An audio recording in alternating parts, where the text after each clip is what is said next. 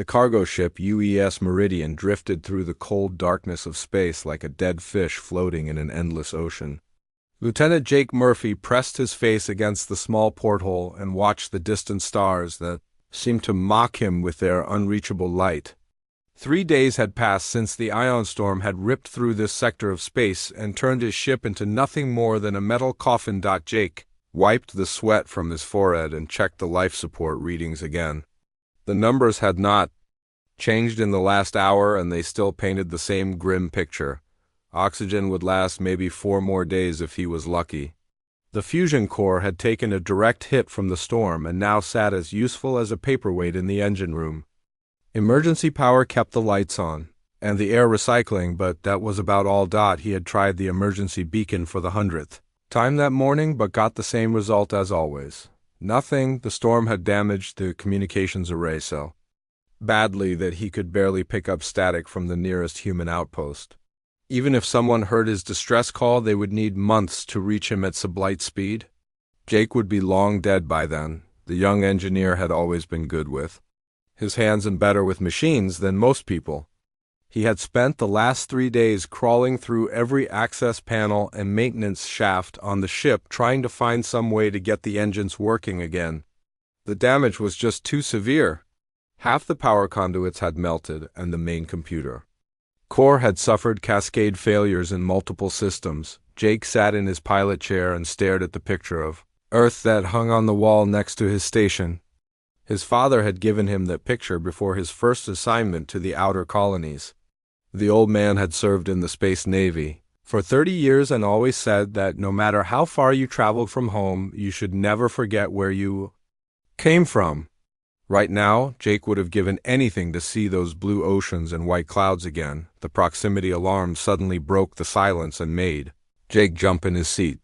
He had not heard that sound in 3 days, and for a moment he wondered if the damaged systems were playing tricks on him. Then he saw the contacts on his scanner and his heart began to race. Something was approaching from the direction of the asteroid belt. The ship that appeared on his view screen was unlike anything Jake had ever seen in his 6 years of service. It moved with a fluid grace that human ships could never match, and its hull seemed to shimmer with colors that shifted like oil on water.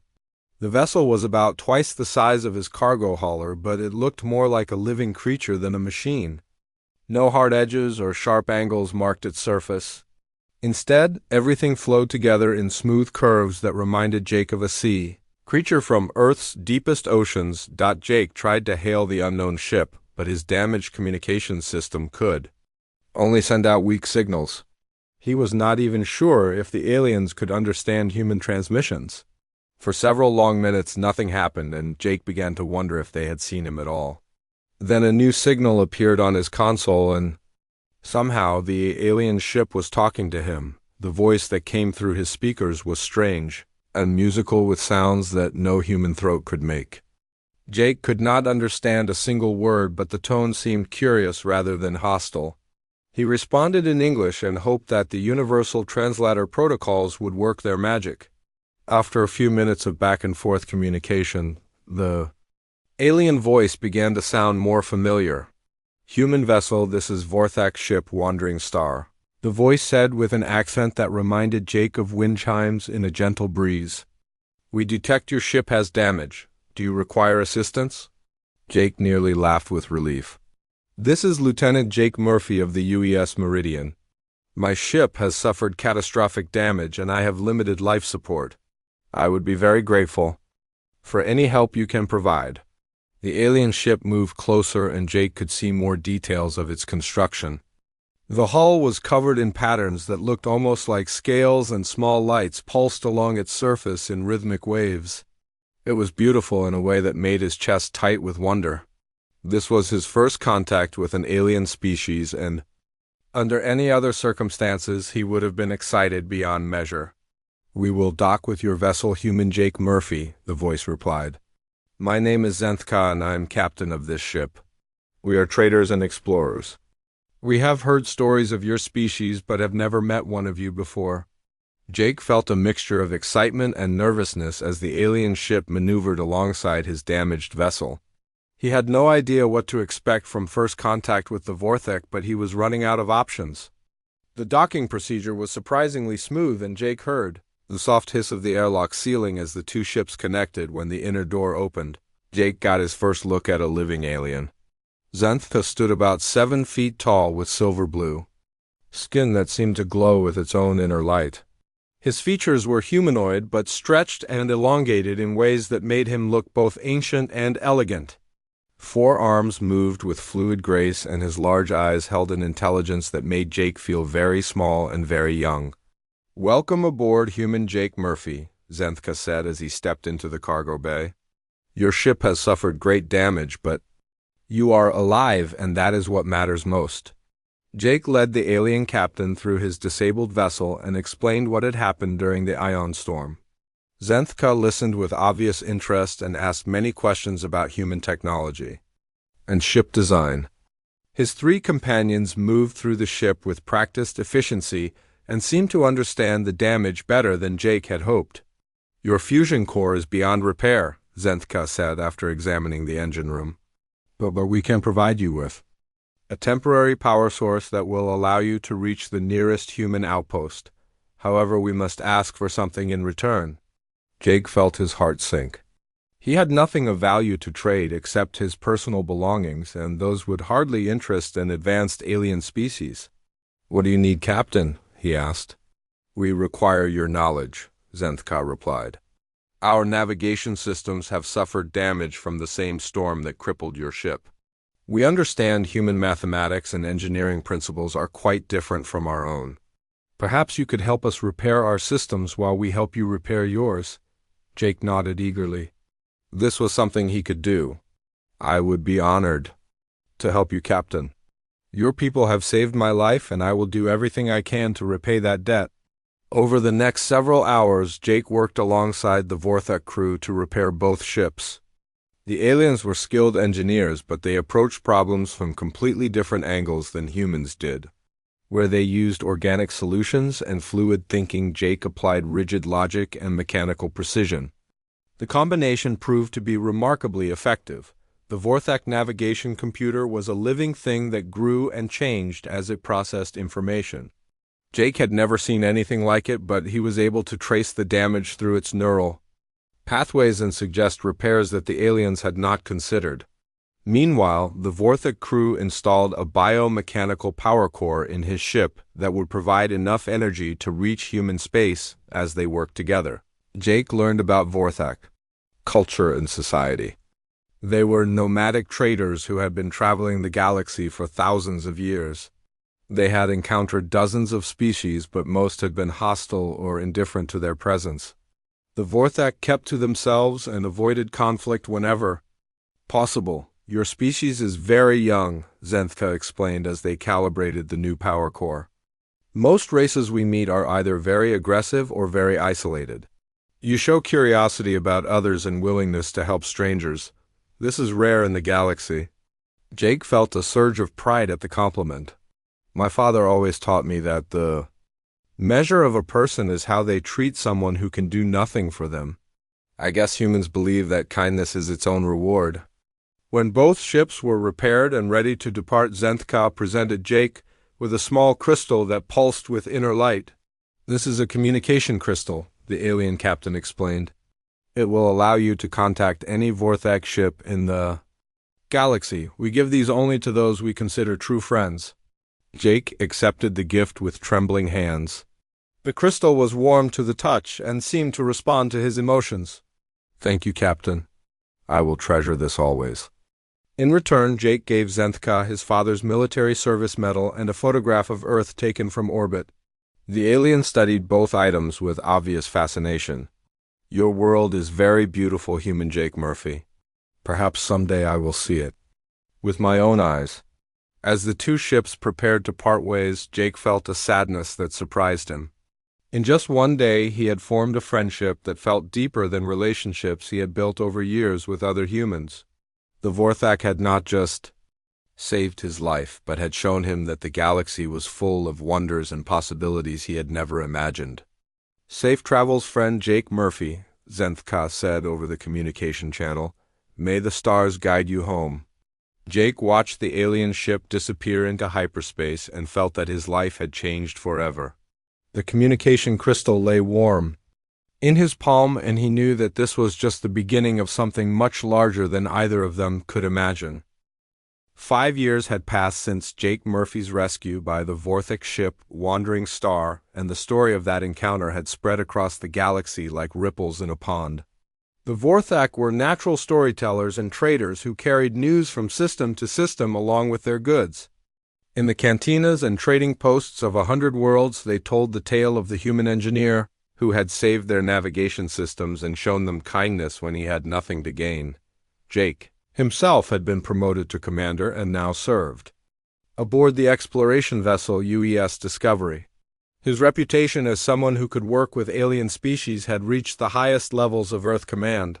When first contact situations arose, Jake was often called in to help establish peaceful relations. His approach was always the same: treat every new species with respect and curiosity rather than fear or suspicion. The Vorthak continued to cross paths with Jake's ship during his missions to the Outer Rim. Each meeting strengthened the bond between the two species, and Jake's friendship with Captain Zenthkar grew deeper. The aliens shared stories of their ancient travels, and Jake told them about human history and culture. The Vorthak were fascinated by human concepts of art and music, and Jake often found himself explaining Earth customs to curious alien audiences. Word of the human who had befriended the Vorthik reached other species through the vast trade networks that connected the galaxy. The Helix Consortium was a collection of insectoid races that had formed a cooperative society based on shared resources and mutual protection. Their scouts had heard the Vorthik stories and were intrigued by reports of human engineering skills and diplomatic approach. Commander Jake Murphy received his first contact with the Helix Consortium during a routine survey mission in the Andromeda sector. The insectoid ships appeared without warning and surrounded his vessel, but instead of attacking, they requested permission to come aboard. Jake agreed and found himself face to face with creatures that looked like a cross between praying mantises and beetles, but stood upright and wore elaborate ceremonial armor. The Helix ambassador introduced herself as Queen Voice Nectar and explained that her people had been watching human expansion with growing interest. Most species that entered their territory were either conquest-minded or focused only on profit. The humans seemed different, and the Helix wanted to understand what made them unique. Jake spent 3 days with the Helix delegation and learned about their complex society. The consortium was actually dozens of different insectoid species that had evolved on worlds throughout their region of space. Instead of competing for resources, they had chosen to specialize and share their knowledge. Some species were natural builders, while others were gifted scientists or artists. What impressed Jake most was how the Helix had overcome their natural instincts for territorial behavior and learned to cooperate. They had been forced to work together when their home systems were threatened by a plague that nearly wiped out all life. Only by combining their different abilities and knowledge had they survived. The Helix were particularly interested in human medical knowledge. Jake arranged for Earth doctors to share information about disease treatment and prevention. In return, the Helix provided humans with advanced material science and construction techniques. Their bioengineering skills allowed them to grow buildings and ships rather than manufacture them. News of successful contact between humans and the Helix spread quickly through both species' networks. Other races began to pay attention to these newcomers who seemed to collect allies rather than enemies. The crystalline ethereals had been watching galactic events from their dimension for centuries, but rarely interfered with. Organic species. The ethereals existed partly in normal space and partly in a realm of pure energy and thought. They communicated through mathematical concepts and had little understanding of emotions or physical needs. Most organic species found them impossible to relate to, and the ethereals considered biological life forms to be chaotic and unpredictable. Jake first encountered the ethereals during a scientific expedition to study quantum anomalies near the galactic core. The crystalline beings materialized around his ship like ghosts made of living light. Their forms shifted and changed as they moved, and their voices sounded like wind chimes in a gentle breeze. The ethereals had been observing human expansion and were puzzled by what they saw. Logic dictated that a young, aggressive species should be making enemies and fighting wars. Instead, humans seemed to be forming alliances and learning from other cultures. This behavior did not fit any of their mathematical models for species development. Jake spent hours in conversation with the ethereal collective trying to explain human nature. He talked about curiosity and wonder and the human drive to explore and learn. The ethereals were fascinated by the concept of friendship and the idea that beings could form emotional bonds across species barriers. The crystalline beings began to share their advanced physics knowledge with human scientists. Their understanding of quantum mechanics and dimensional travel was far beyond anything Earth had achieved. In return, humans taught them about art and music and the beauty that could be found in imperfection and chaos. The Caloran Empire had been watching human expansion with growing concern. They were a proud warrior culture that had built their civilization through conquest and domination. The idea that humans were gaining influence through cooperation rather than force was both confusing and threatening to their worldview. The Calorans were reptilian humanoids with scales that changed color based on their emotions. They had ruled their sector of space for over 1,000 years and were not used to sharing power with anyone. When human colonies began appearing near their borders, the Caloran military prepared for war. Jake's first meeting with the Calorans took place at a neutral space station where both species had established trading posts. The Caloran commander was a massive warrior named Gorthvel who stood over 8 feet tall and wore battle armor covered in the scars of 100 fights. His scales were deep red with anger, and his clawed hands rested on the hilts of ceremonial weapons. The meeting began badly, with the Caloran commander demanding that humans withdraw from all systems within 50 light-years of Caloran space. He spoke of honor and strength and the right of the strong to rule the weak. Jake listened patiently and then began to ask questions about Caloran history and culture. Over the course of several hours, Jake learned that the Caloran Empire was facing serious internal problems. Their warrior culture produced excellent soldiers but poor farmers and scientists. Food shortages were common, and their technology had stagnated for centuries. The empire survived through conquest but was running out of weak neighbors to attack. Jake offered to share human agricultural techniques and terraforming technology. The Calorans were suspicious at first, but their need was desperate. Human scientists worked with Caloran engineers to develop new farming methods that could work in their harsh climate. The results were dramatic, and food production increased by over 300% in just 2 years. The success of the agricultural program led to other cooperative projects. Human doctors helped the Calorans develop better medical treatments, and human teachers established schools that focused on science and engineering rather than just military training. The warrior culture remained strong, but it was balanced by new appreciation for other skills. Gorth-VL became one of Jake's closest alien friends and often spoke of the human who had shown his people that strength could come from cooperation, as well as conquest. The Caloran military remained formidable, but they began to see themselves as protectors rather than conquerors. The Phantom Collective was perhaps the most mysterious species that Jake encountered during this period. They existed partially outside normal space-time and could phase in and out of reality at will. Most races knew them only as ghost stories and legends, but the Phantoms had been watching galactic events for millions of years. The Phantoms appeared to Jake during a deep space mission near the edge of known space. Their ships materialized from nowhere, and their forms flickered between solid and transparent.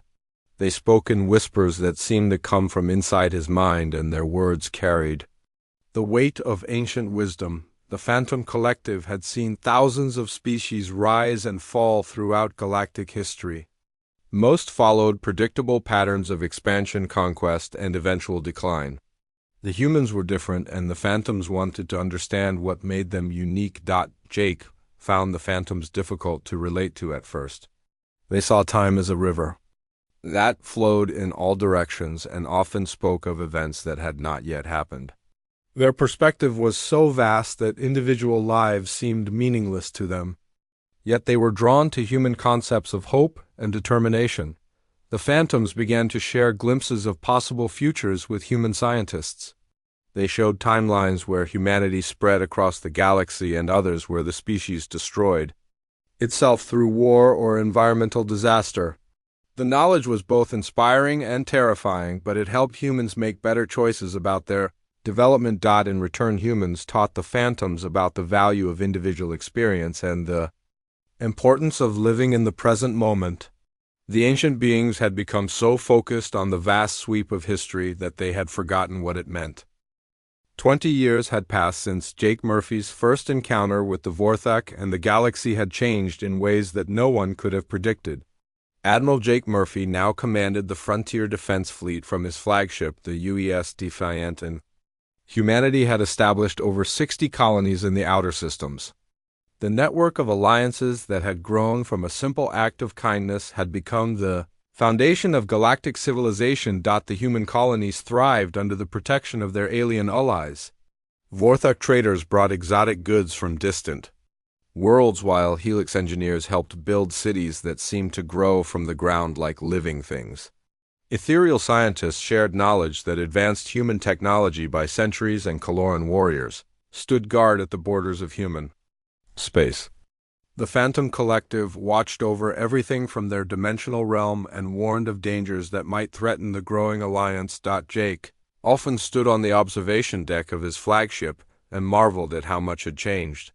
The space around the human colonies was filled with ships of dozens of different species, all working together toward common goals. Trade routes connected worlds that had never heard of each other before, and scientific discoveries were shared freely among all member species. The peace was so complete that many humans had begun to take it for granted. The younger generation had grown up knowing aliens as friends and trading partners rather than potential enemies. Earth Command had reduced military spending and focused resources on exploration and colonization. The galaxy seemed to be entering a golden age of cooperation and mutual growth. That illusion was shattered on a cold morning in February when long-range sensors detected something that made every military officer in the fleet stop what they were doing. A massive fleet was approaching from the direction of the galactic core, and it was unlike anything anyone had ever seen.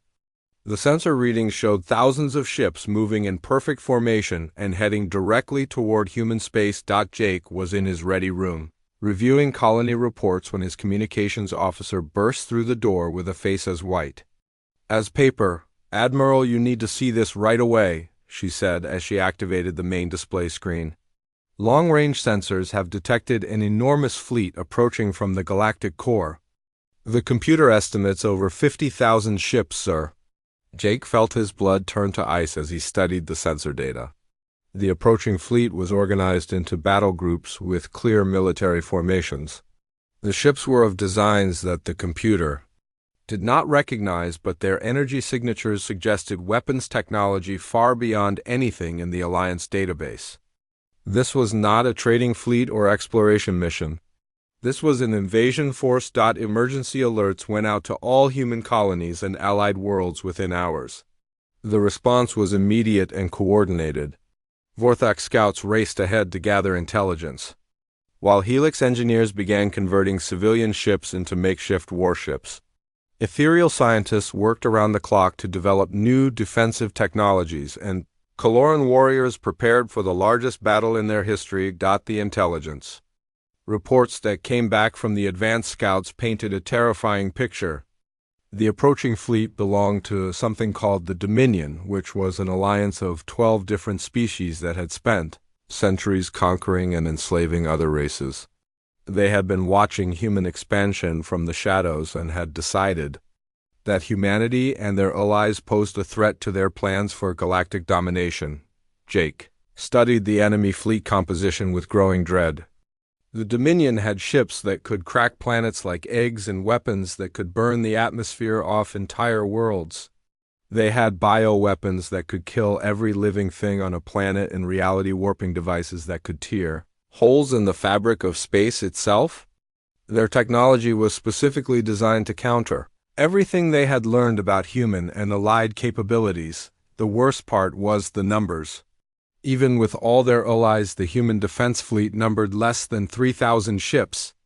The Dominion force was nearly 20 times larger and equipped with weapons that had been perfected through centuries of conquest. Every tactical analysis showed the same result. The Alliance had no chance of victory in a direct confrontation.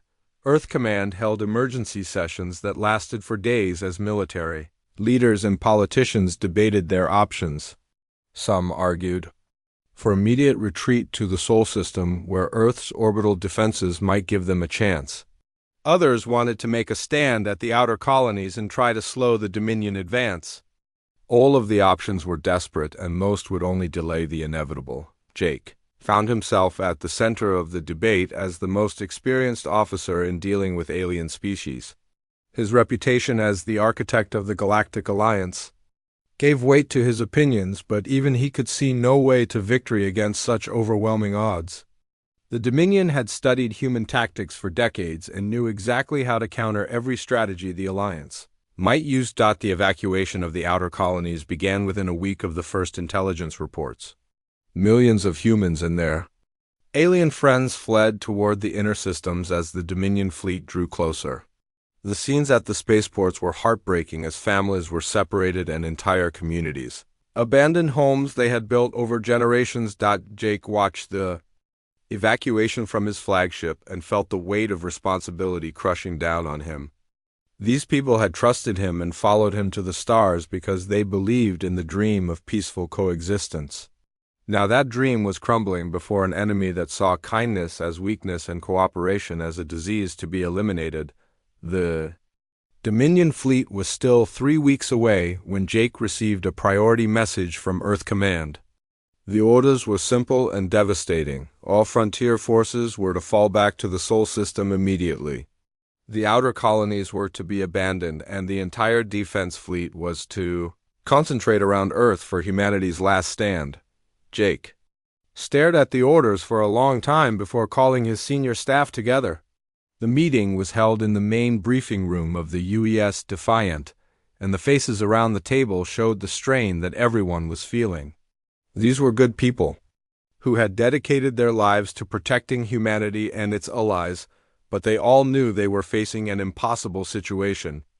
"The orders from Earth Command are clear," Jake said as he activated the tactical display. "We are to abandon the outer colonies and fall back to Sol system. All available ships are to form a defensive perimeter around Earth and prepare for siege." Warfare. The silence that followed was deafening. Everyone in the room understood what those orders really meant. They were abandoning millions of people to save a few billion.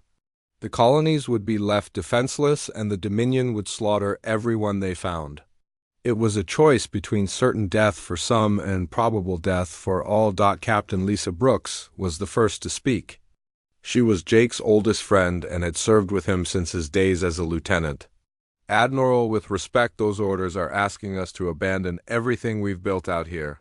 The colonists trusted us to protect them, and now we're just going to run away?" Jake felt the pain in her words because he shared it completely. "I know how you feel, Lisa, but the math is simple. We have 3,000 ships, and they have 50,000. If we make a stand here, we'll be wiped out and Earth will be left defenseless. At least this way we might be able to hold out long enough for something to change." The debate continued for hours as his officers struggled with the moral implications of the retreat order. Some argued for disobedience and others for finding a middle ground that might save some of the colonies. In the end, they all knew there was no good choice. The Dominion had planned this assault perfectly and left the Alliance with no winning moves. That night, Jake stood alone in his quarters and held the Vorthic communication crystal that Zenthka had given him so many years ago. The crystal had become a symbol of everything good about the Galactic Alliance. It represented friendship and trust and the belief that different species could work together despite their differences. Now it seemed like a relic from a more innocent time when such ideals actually mattered. Jake had never used the crystal to call for help before. He had always considered it a symbol of friendship rather than a tool to be exploited when times got tough. But as he watched the Dominion fleet approach on his tactical display, he realized that sometimes friendship meant being willing to ask for help when you needed it most. The crystal felt warm in his hands as he activated its quantum communication array. The device connected him to the vast network of Vorthak ships scattered throughout the galaxy and beyond. For a moment, Jake hesitated as he considered what he was about to do. Then he thought about all the people who were counting on him and all the friendships that had been built over the past 20 years. With trembling hands, Jake activated the crystal and sent out a message that would be heard across the galaxy. His voice was steady despite the fear in his heart as he spoke the words that would change everything. "This is Jake Murphy. I need your help." The response was immediate and overwhelming. Within minutes, Vorthak ships began changing course throughout the galaxy as Zenthka's clan rallied to answer their old friend's call, but the message did not stop with the Vorthak. It spread through their vast trade network and reached every species that had heard. The first ships to answer Jake's call were the Vorthak vessels that had been closest to human space when the message went out. Captain Zenthka himself arrived within 6 hours aboard his flagship, the Eternal Journey, which was now 3 times larger than the small trader ship that had rescued Jake decades earlier. The old Vorthak captain had aged gracefully, and his silver-blue skin now showed the deep patterns that marked him as an elder of his people. Jake met Zenthka in the main docking bay of the UES Defiant, and the reunion between the two old friends was emotional. The Vorthak captain placed all 4 of his hands on Jake's shoulders in the traditional greeting of his people and spoke in a voice that carried the weight of years and wisdom. "My friend, you called, and we came as we always promised we would. The galaxy remembers those who show kindness to strangers." Within 12 hours of Jake's message, the space around the human defense fleet began to fill with ships of every conceivable design. Vorthak trade vessels that had been converted into warships arrived alongside sleek Helix swarm fighters whose biomechanical hulls pulsed with inner light. The crystalline ships of the ethereals materialized from their dimensional realm, like ghosts made of living starlight. The Kalorn Empire sent their entire reserve fleet, including massive dreadnoughts that bristled with weapons and armor. Commander Gorthvel arrived aboard his flagship, the Blood Honor, and immediately began coordinating defensive strategies with the human admiralty. His reptilian features showed the satisfaction of a warrior who had finally found a worthy cause to fight for. The Phantom Collective emerged from their hiding places between dimensions, bringing ships that seemed to exist only partially in normal space. Their vessels flickered in and out of reality like mirages, and their crews spoke in whispers that carried across the void without need for radio transmission.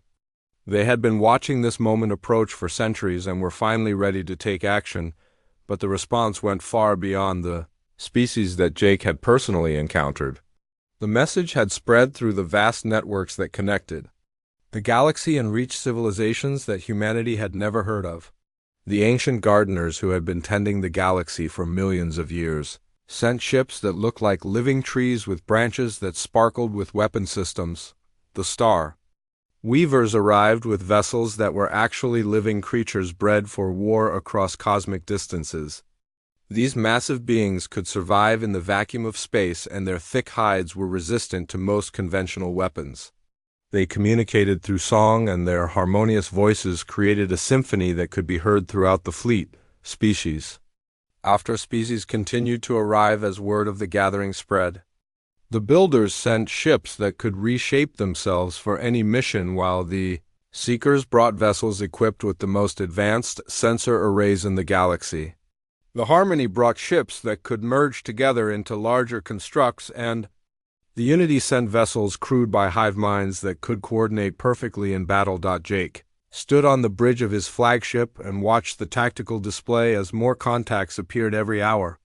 The computer had given up trying to count individual ships and now simply showed density patterns of the gathering fleet. What had started as a desperate call for help had become the largest military gathering in galactic history.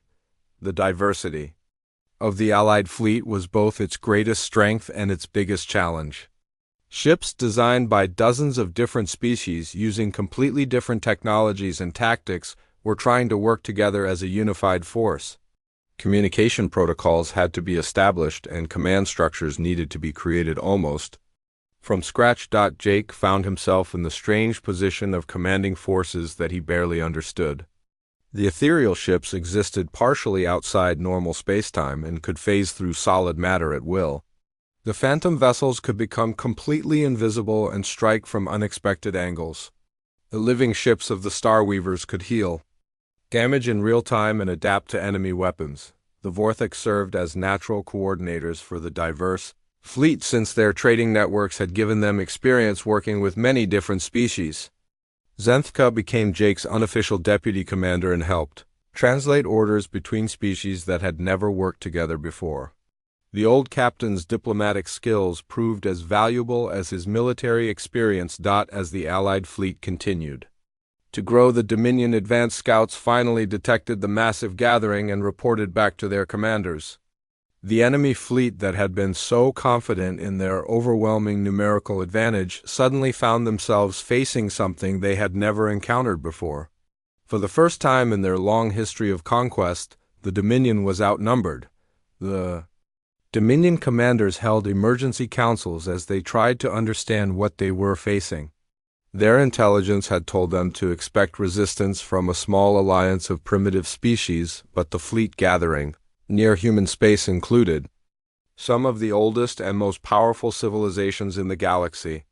Species that the Dominion had only heard of in legends were taking the field against them. Jake received reports from his intelligence officers that showed confusion and fear spreading through the Dominion ranks. Many of their member species were having second thoughts about the invasion as they realized they would be fighting not just humans but the entire galaxy. Several Dominion fleets had already broken off from the main force and retreated to their home systems. The psychological impact of the Allied response was almost as important as the military advantage it provided. The Dominion had built their empire on the belief that might made right and that superior force could overcome any opposition. Now they were facing an enemy that fought not for conquest or resources but for friendship and mutual protection. The alien commanders who answered Jake's call brought more than just ships and weapons. They'd brought decades or centuries of military experience and technological knowledge that far exceeded anything the Dominion possessed. The Gardeners had been fighting wars since before most species had evolved intelligence. The Phantom Collective had studied every major conflict in galactic history. Admiral Lisa Brooks worked with the alien commanders to develop new tactical doctrines that took advantage of each species' unique capabilities. The Ethereals could phase through enemy shields and strike at vital systems, while the Helix swarm ships could overwhelm point defenses through sheer numbers. The Caloran dreadnoughts would serve as mobile fortresses, while the Starweavers provided close support with their adaptive abilities. The combined knowledge of dozens of civilizations led to breakthrough developments in weapons and defensive technology. Human engineers worked alongside alien scientists to create hybrid systems that merged the best ideas from multiple species. Shield generators that used ethereal quantum principles were combined with Vorthek bioadaptive materials and Caloran durability enhancements. Jake felt overwhelmed by the complexity of coordinating such a diverse force, but he was also inspired by what he saw. The galaxy had answered his call not because they owed humanity anything, but because they believed in the principles that Jake had always tried to represent. Kindness and cooperation had proven stronger than fear and conquest. The final count of the Allied fleet was staggering. Over 100,000 ships representing more than 200 different species had gathered to defend humanity and the principles of peaceful coexistence. The Dominion invasion force that had seemed so overwhelming now found itself facing odds of 2-1 against some of the most advanced military forces in the galaxy. Zenthka stood beside Jake on the bridge of the UES, defiant as they watched the last ships arrive and take their positions in the massive formation, the Vorthek. Captain's ancient eyes held the wisdom of someone who had seen the galaxy change many times, but never quite like this. "You have accomplished something remarkable, my friend," he said softly. "You have united the galaxy not through conquest, but through friendship." Jake nodded as he studied the tactical display that showed thousands of ships from hundreds of worlds all working together toward a common goal. The communication crystal that had started it all lay warm in his palm, and he could feel the connections it represented spreading across space like a web of light and hope. The Dominion fleet was still approaching, and the battle that would determine the future of galactic civilization was only days away. But Jake no longer felt the crushing weight of responsibility that had nearly broken him when the crisis began. He was not fighting alone, and neither was humanity. The galaxy had spoken, and its message was clear: those who choose kindness over cruelty and cooperation over conquest would never stand alone. The largest fleet in galactic history hung in space, like a constellation of hope, and Jake knew that whatever happened in the coming battle, the galaxy would never be the same. The age of conquest was ending, and the age of cooperation was about to begin. All because one human had chosen to help strangers who could do nothing for him in return. The Battle of Kepler's Edge began at dawn on March 15th, when the Dominion fleet finally reached the outer boundaries of human space and found themselves facing the largest Allied armada in galactic history. The enemy commanders had spent days trying to understand what they were seeing, but nothing in their experience had prepared them for the sight of over 100,000 ships from 200 different species, all united under a single cause: Admiral Jake Murphy stood on the bridge of the UES Defiant and watched as the Dominion forces deployed into their traditional attack formations. Even facing overwhelming odds, the enemy showed no signs of retreat or surrender. They had built their empire through conquest and domination, and they would rather die fighting than admit defeat to what they saw as inferior species. The first phase of the battle was a long-range engagement as both fleets tested each other's capabilities with probing attacks and reconnaissance sweeps. The Dominion opened fire with their planet-killer weapons, expecting to shatter the Allied formations with their superior firepower. Instead, they found their weapons neutralized by ethereal reality-warping shields that bent space around the Allied ships and deflected the incoming fire. The Phantom Collective struck next, by phasing their ships out of normal space and appearing inside the Dominion formations to attack command vessels and supply ships. The enemy had no defense against attacks that came from another dimension, and several of their larger ships were crippled before they could respond to the threat. Jake coordinated the Allied response from his flagship, but he quickly realized that trying to micromanage such a diverse force was impossible. Instead, he focused on providing overall strategic direction while allowing each species to fight according to their own strengths and capabilities. The result was a form of warfare that the Dominion had never encountered before. The Helix Consortium deployed their swarm ships in coordinated attacks that overwhelmed enemy point defenses through sheer numbers. Thousands of small biomechanical fighters swarmed around Dominion cruisers like angry insects and struck at vulnerable systems with surgical precision. When the enemy adapted their defenses, the Helix ships evolved new attack patterns in real time. The Starweavers brought their living ships into close combat, where their ability to heal damage and adapt to enemy weapons gave them a crucial advantage. The massive creatures sang their war songs as they fought, and their harmonious voices carried across the battlefield like a symphony of destruction. Their thick hides absorbed punishment that would have destroyed conventional ships. The Coloran dreadnoughts served as mobile fortresses that anchored the Allied battle line and provided heavy fire support wherever it was needed most. Commander Gorthvel led his ships in devastating attacks that broke through Dominion formations and opened gaps for other Allied forces to exploit. The Reptilian warriors fought with the fury of those defending their homes and families. The battle raged across 3-star systems as both fleets maneuvered for advantage in the vast emptiness of space. The Dominion forces fought with desperate courage, but they were facing tactics and technologies that their military doctrine had never anticipated. Every advantage they had prepared was countered by some new capability from the Allied forces. Jake found himself in the center of a command nightmare as reports flooded in from dozens of different battle zones.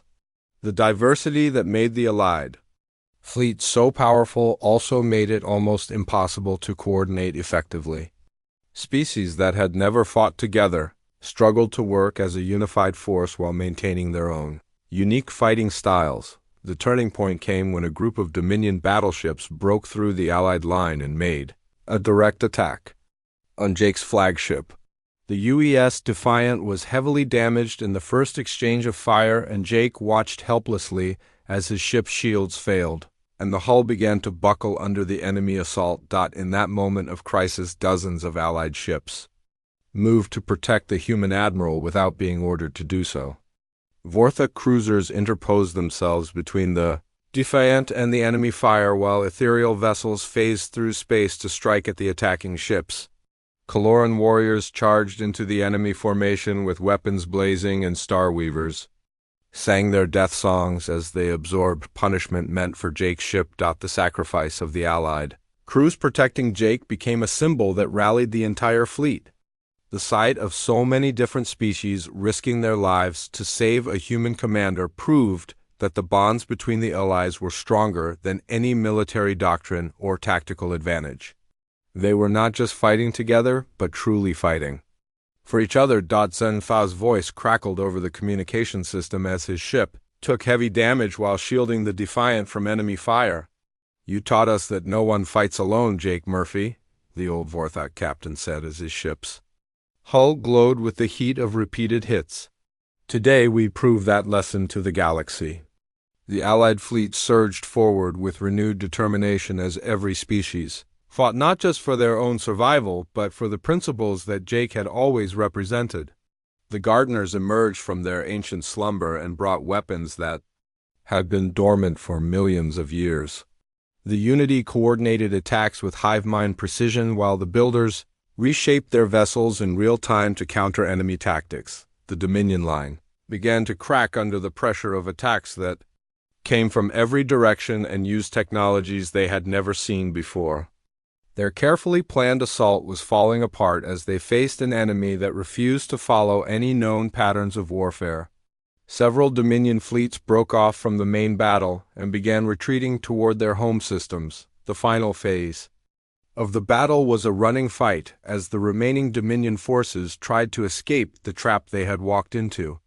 The Allied fleet pursued them across 2 star systems and inflicted devastating casualties on ships that had terrorized the galaxy for centuries. The myth of Dominion invincibility was shattered forever when the last enemy ship disappeared into hyperspace. The Allied fleet found itself in control of the battlefield. The cost had been heavy, with thousands of ships lost and tens of thousands of crew members who would never see their homes again. But the victory was complete, and the threat to galactic peace had been eliminated. Jake stood in the damaged bridge of his flagship and looked out at the Allied fleet that had answered his call. Ships from hundreds of worlds floated together in space like a constellation of hope and friendship. The Vortha communication crystal in his hand pulsed with warm light as messages of congratulation and gratitude poured in from across the galaxy. The Battle of Kepler's edge had ended, but its impact would be felt for generations to come. The Dominion's defeat had freed dozens of enslaved species and opened vast regions of space to peaceful exploration and development. More importantly, it had proven that cooperation and friendship were stronger than conquest and domination. In the years that followed, the victory would be remembered as the moment when the galaxy chose its future path.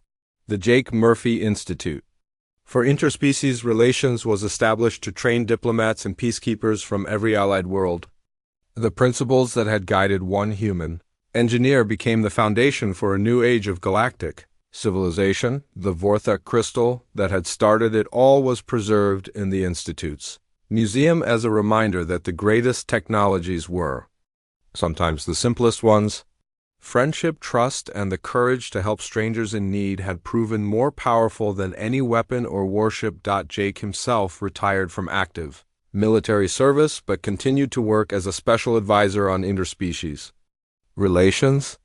He often told his students that the galaxy was vast and full of wonders, but the greatest wonder of all was that, in the infinite darkness, beings had chosen to be lights for each other. The Dominion never recovered from their defeat, and their empire slowly crumbled as member species broke away to join the growing Galactic Alliance. Some former Dominion worlds even sent representatives to the Jake Murphy Institute to learn about the peaceful cooperation that had replaced their culture of conquest. Years later, when historians tried to understand how one human's act of kindness had changed the course of galactic history, they always returned to the same conclusion. Jake Murphy had not saved the galaxy through superior firepower or brilliant tactics, but through the simple belief that all beings deserve to be treated with respect and compassion. The communication crystal still sat in its place of honor in the museum, where visitors from across the galaxy came to see the device that had united the stars. Children of dozens of species learned the story of the human who had helped strangers and the friends who had answered his call when darkness threatened to consume everything they had built together. And in the depths of space, where new explorers pushed the boundaries of known space, they carried with them the lesson that Jake Murphy had taught the galaxy. No matter how far they traveled or what dangers they faced, they would never truly be alone, because somewhere among the stars were friends who would answer when called upon.